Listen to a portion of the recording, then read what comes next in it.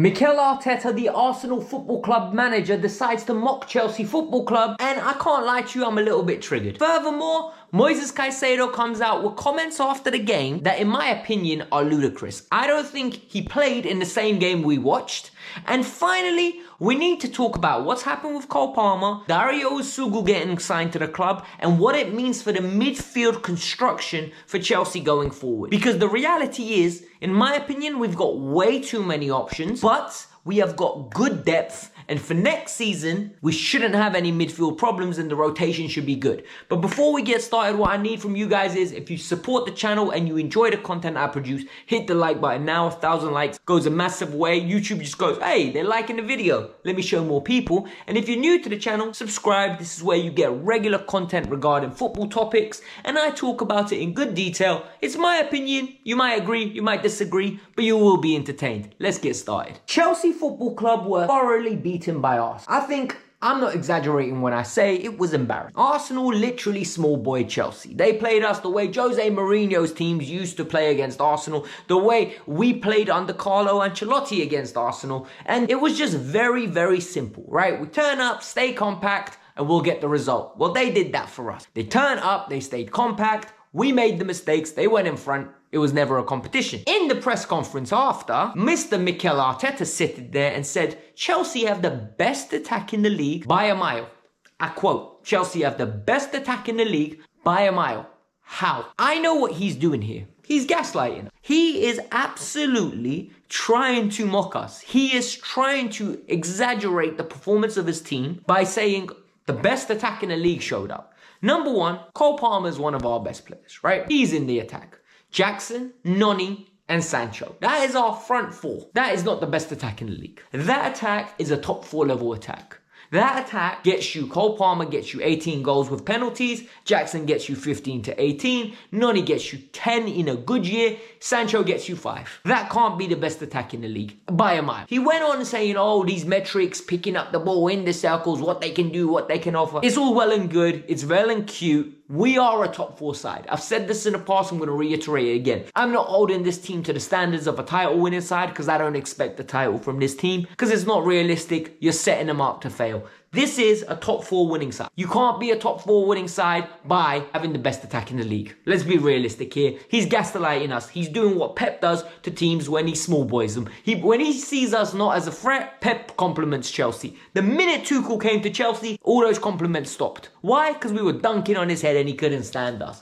Caicedo. I love Caicedo. I think he's a phenomenal footballer. I don't think the compliments that he's getting, Makelele, Kante, I don't see it. At this moment in time, to be in that echelons, you need to win stuff. To be in that echelons, I need consistent years of performance. To be in that echelons, you need to do stuff at Chelsea that others before you did. You haven't got your armpits in the air once since you come to Chelsea. I'm not going to call you baby Kante. I'm not going to do that.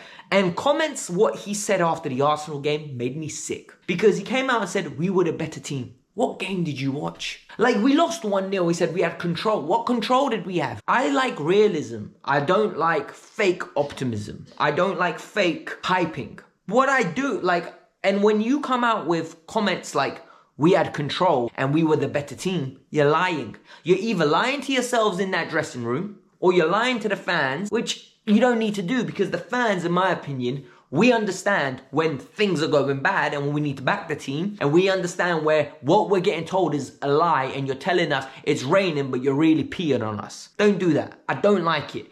It's something that really infuriates me. I'd rather have the cold, honest truth than 1,000 pretty sweet lies. I don't want that. And the next thing I want to talk about is the fan base. The fans booed Enzo Maresca. When he went up to them, they booed him. And for me, this stinks. Because what we need to talk about is, this whole narrative you need to sack Enzo Maresca has to stop. You can't sack Enzo Maresca. And I'm going to explain to you why. At the moment, we're in the top 4. People are going to say, no, for long we're not. We're going to get Champions League football. That was the objective at the start of the season.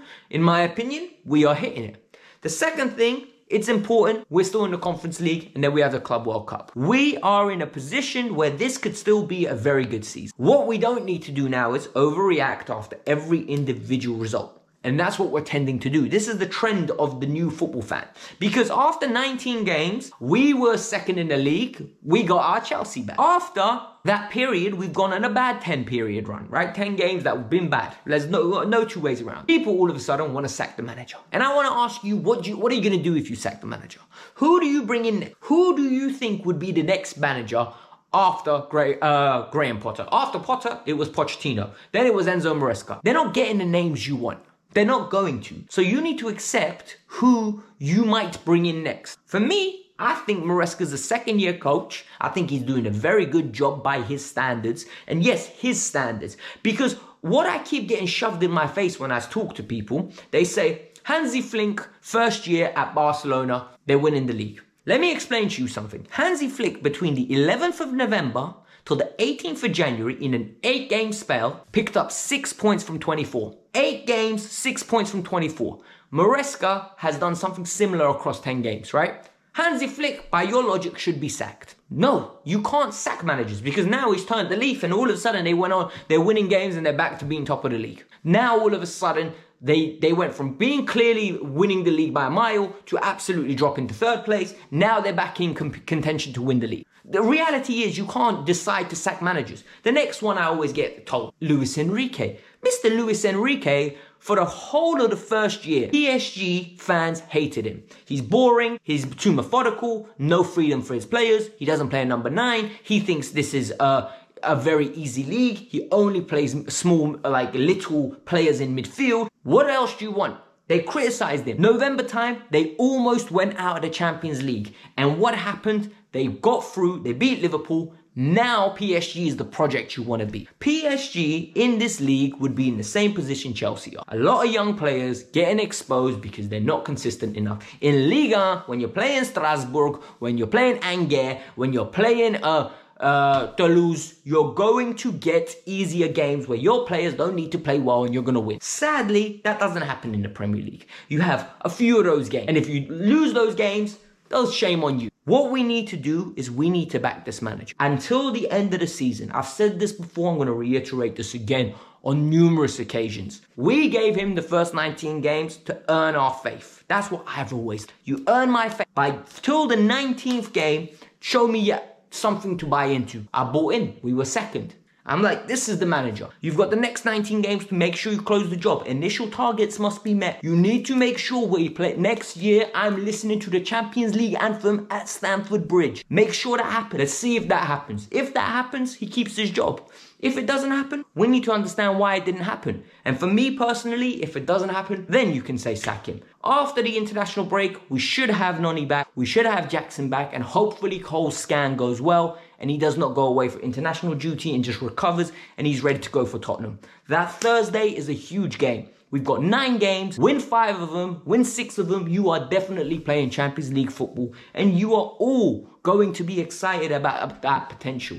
If you don't win, I'm sorry. Then you don't deserve to be in the Champions League. I think it's very simple actually when you think about it logically, right?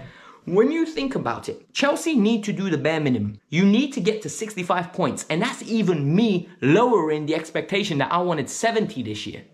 I want 70 points. We're not going to hit that number. I'm being brutally honest. But we can still get Champions League. If we get that, I'll be over the moon. My opinions. What do you guys think? By the way, before we step into the next topic, hit that like button, subscribe to the channel. It's the best way to support. I've said it before, say it again. Nothing makes a Chelsea fan more happy than retail therapy. It's evident, right? Because Dario Essugo is now being signed. And for those of you who are saying, Who's Dario Essugo? I'm going to let you know. So, Fabrizio Romano has confirmed that Chelsea have had a bid accepted, medical passed, and that Dario Essugo is going to join Chelsea Football Club for 22 million euros. He is a defensive midfielder from Sporting Lisbon, 20 years old, and he's ready to come and play now. So, he's going to be playing in the summer for Chelsea Football Club straight away from the Club World Cup. But this is the pivotal role. He is not going on loan to Strasbourg. He's going to be staying with the first team. He will be deemed to be Caicedo's cover going forward. A lot of people are going to say, why on earth are we signing another young kid? I'm going to say stop right there. Because the reality is, Nkunku's 26, he ain't doing a great job. Neto's is 24, he ain't doing a phenomenal job. Sancho is 24, he ain't doing a phenomenal job. So what makes you think age is the contributing factor? Furthermore, he is coverage. He is the cover. He is the cover for Moises Caicedo when Caicedo can't play or when Caicedo needs to be rested. Because at the moment, we don't have Amugu will go on loan to Strasbourg. This is basically all but confirmed. That's why he was signed. This is where it gets interesting though, because Fabrizio Romano now is reiterating this again because people like me have panicked. I've panicked. I said, what's going to happen with Andre Santos? I do not want to lose it. Santos is at the moment having a tremendous season at Strasbourg and they are on the hunt for a Europa League spot, potentially, if things go even better, maybe a Champions League spot. This is somebody I don't want to lose. I believe this guy is top draw. I think he can come into this team and maybe by Christmas make Enzo Fernandez lose his spot. That's how good he is. Physicality, technique, goal scoring, everything you want from this player, you can get. That's how competent Andre Santos is. At this moment, if Chelsea tries to sell him, £60 million. £60 million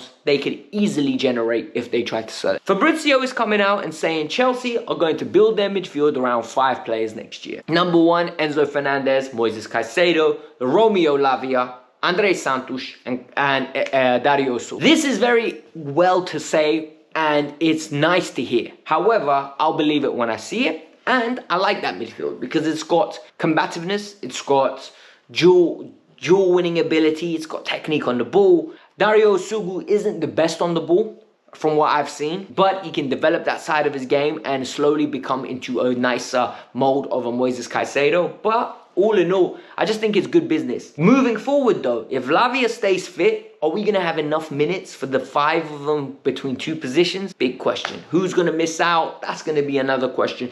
But Andre Santos under no circumstances can be sold, in my opinion. He is the one that we need to build a team around. It is what it is. Hit that like button, subscribe to the channel, let me know your thoughts. Do you think Arteta was actually small boying us? Because if you haven't watched the game and you just want to see my review, it's over here.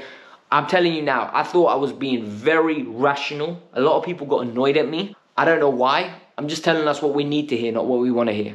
Let's keep it stepping. Bye.